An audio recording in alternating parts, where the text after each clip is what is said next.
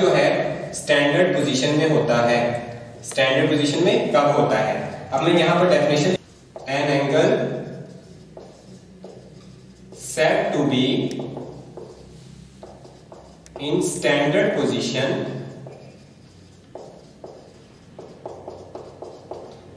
if its vertex lies at the origin of the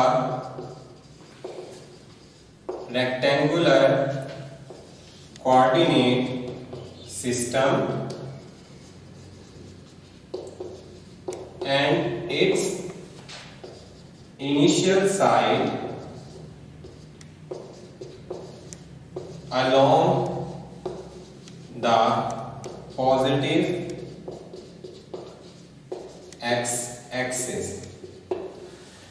यहां पर बच्चों जो डेफिनेशन मैंने लिखी है, अब उस डेफिनेशन को समझने के लिए सबसे पहले हमें देखना होगा कि हम यहां पर रेक्टेंगुलर कोऑर्डिनेट सिस्टम बनाते हैं, यानी कि हमने दो ली म्यूचुअली परपेंडिकुलर लाइंस, यानी कि दो आपने लाइंस ली और वो दोनों लाइंस जो हैं वो आपस में क्या हैं, एक दूसरे पर परपेंडिकुलर हैं। अब जहां पर वो दोनों लाइंस जो हैं कट करती हैं उसे हम क्या नाम देते हैं? ओरिजिन का नाम देते हैं, यानी हम उसे O से रिप्रेजेंट करते हैं।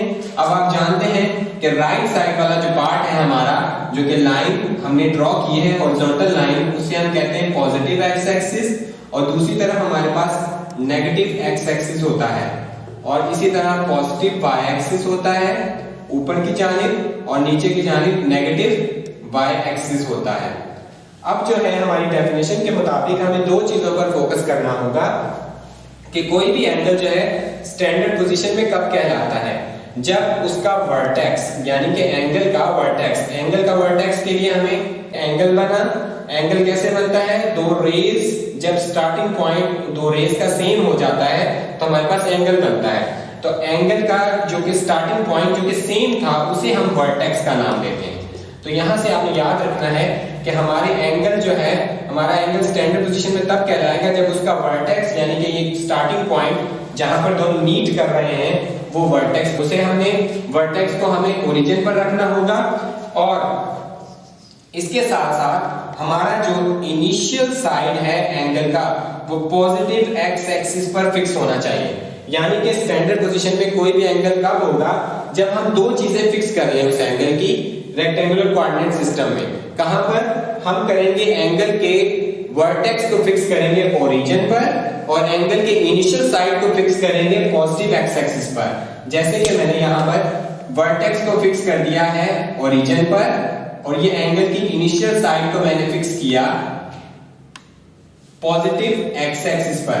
अब टर्मिनल साइड पर कोई कंडीशन नहीं है, टर्मिनल साइड रोटेट कर सकती है, कहीं पर भी रोटेट कर सकती है और फ्रीली मूव कर सकती है। तो स्टैंडर्ड पोजीशन में जो एंगल है उसके लिए आपके पास दो कंडीशंस हैं, उसे आप डेफिनेशन से अलग के भी निकाल सकते हैं कि वर्टेक्स को आपने फिक्स करना है एट ओरिजिन, यानी आप उसे ओरिजिन पर रखेंगे, और इनिशियल साइड को भी आप फिक्स करेंगे, इनिशियल साइड को फिक्स करेंगे अलोंग पॉजिटिव एक्स एक्सिस, यानी कि आप इनिशियल साइड को पॉजिटिव एक्स एक्सिस पर रख दें और वर्टेक्स को जो है ओरिजिन पर फिक्स कर दें। तो तब बनने वाले जो भी एंगल होंगे वो सारे एंगल इन स्टैंडर्ड पोजीशन होंगे। एंगल इन स्टैंडर्ड पोजीशन के बाद हमारी डेफिनेशन आती है क्वाड्रेंटल एंगल की। तो क्वाड्रेंटल एंगल के लिए हमें डेफिनेशन में यहां पर लिखता हूं पहले, फिर बाद में हम उसको समझने के लिए कुछ क्वाड्रेंट्स वगैरह को पहले देखेंगे। तो यहां पर हम पहले डेफिनेशन लिखते हैं, if the terminal side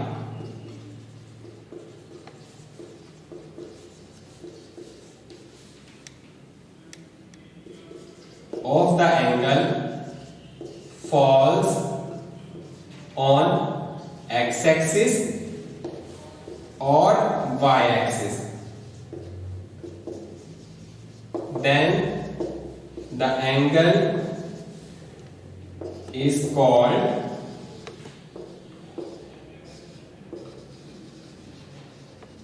quadrantal angle।